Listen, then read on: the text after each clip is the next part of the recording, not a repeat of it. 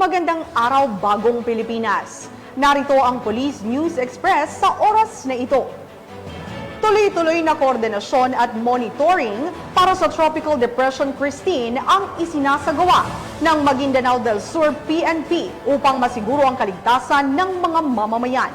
Tinutukan niya ni Patrolwoman Veronica Lagi. Isinagawa ang coordination and monitoring para sa Tropical Depression Christine sa mga apektadong bayan ng Maguindanao del Sur. Ito lamang ika-22 ng Oktubre taong kasalukuyan.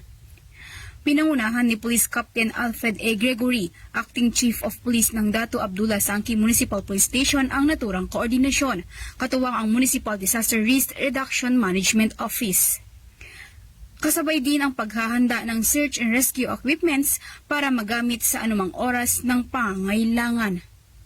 Patuloy ang alert monitoring ng mga kapulisan sa kalagayan ng kasalukuyang bagyo upang masiguro ang kaligtasan ng bawat mamamayan at makapaghanda sa posibleng dulot nito sa karatig bayan.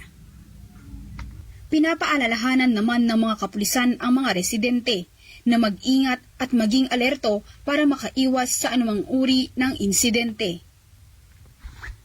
Mula rito sa rehiyon ng Bangsamoro, ako ang inyong Police News Network Correspondent, Patrolwoman Veronica Lagi, alagad ng batas, taga-taguyod ng Balitang Pulis. Maraming salamat, Patrolwoman Lagi.